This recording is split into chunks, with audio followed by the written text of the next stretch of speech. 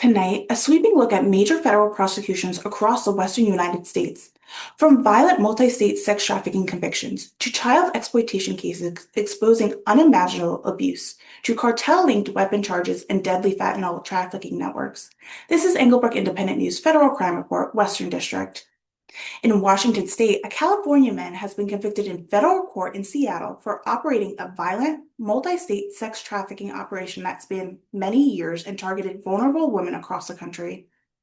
A jury found Brandon Denzel Washington, 33, guilty on 6 federal felony counts, including conspiracy to engage in sex trafficking through force, fraud, and coercion.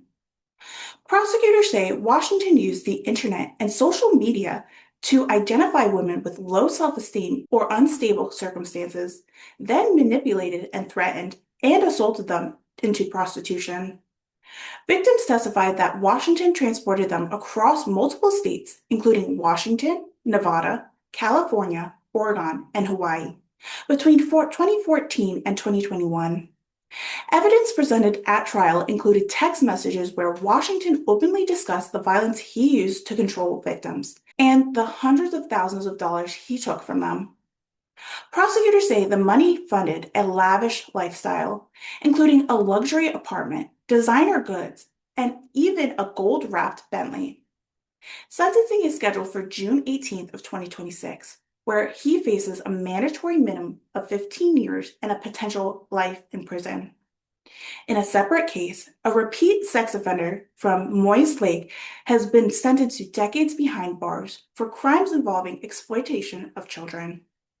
Billie Jean Pinson, 45, was sentenced to 35 years in federal prison followed by a lifetime of supervised release. Court records reveal Pinson abused at least 8 children, some as young as 4 years old, over multiple years. Investigators uncovered child sexual abuse material on electric devices, along with physical evidence, including photographs and personal items belonging to the victims. Federal officials described the crime as amongst the most reprehensible, emphasizing the long-term harm inflicted on victims. In Oregon, a Pakistani national tied to Oregon Laboratory is now facing federal healthcare fraud charges tied to tens of millions of dollars in false billing. Jagner Ali, 34, is accused of submitting more than $46 million in fraudulent claims to Medicare Advantage plans. Prosecutors say tests were never ordered and never performed.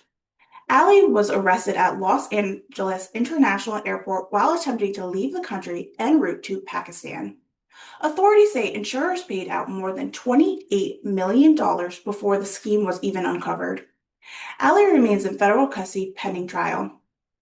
In Boise, Idaho, a man has been sentenced to a decade in federal prison for possession of child sexual abuse material.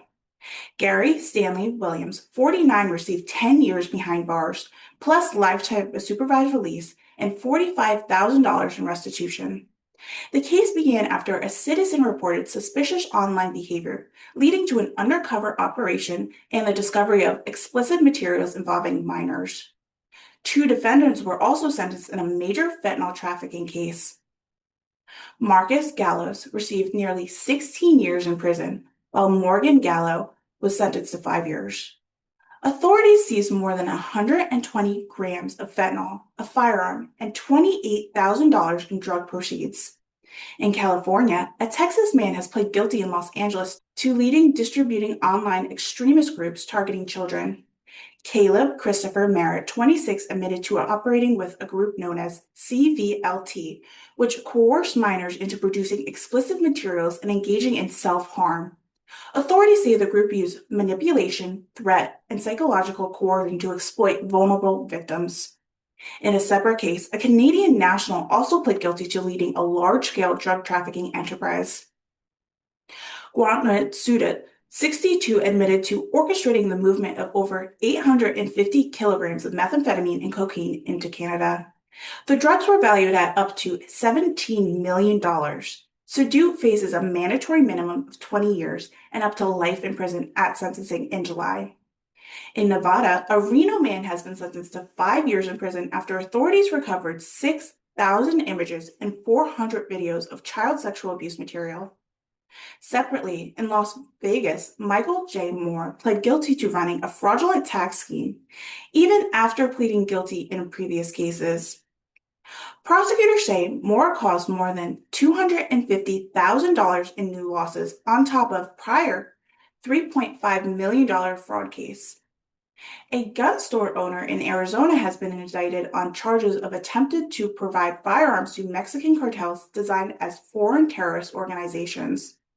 Lawrence Gray, 65, is accused of conspiring to supply weapons to CJNG and Sinaloa cartel. If convicted, he faces up to 20 years in prison on terrorist-related charges. In New Mexico, a Syrian national has been extradited to the United States to face human trafficking charges. Jala Maklan Adib, 39, is accused of smuggling individuals for financial gain and remained in custody pending trial.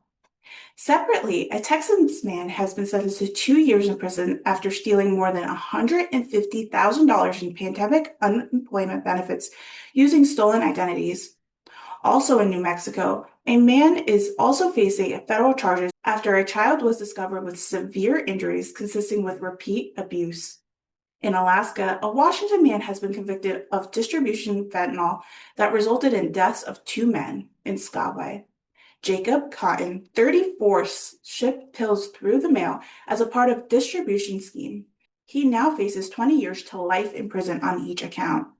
Finally, in Hawaii, federal agents in Honolulu seized 44 firearms from a residence, including a fully automatic weapon and suppressed firearms. Brothers Skylar and Sebastian Suppo now face multiple federal weapon charges. From trafficking networks and financial fraud to child exploitation and deadly narcotic operation, federal authorities across the western United States are continuing to target some of the most dangerous criminal activity in the country. I'm Haylee Ficuciello, and this has been your Englebrook Independent News Federal Crime Report, Western Edition.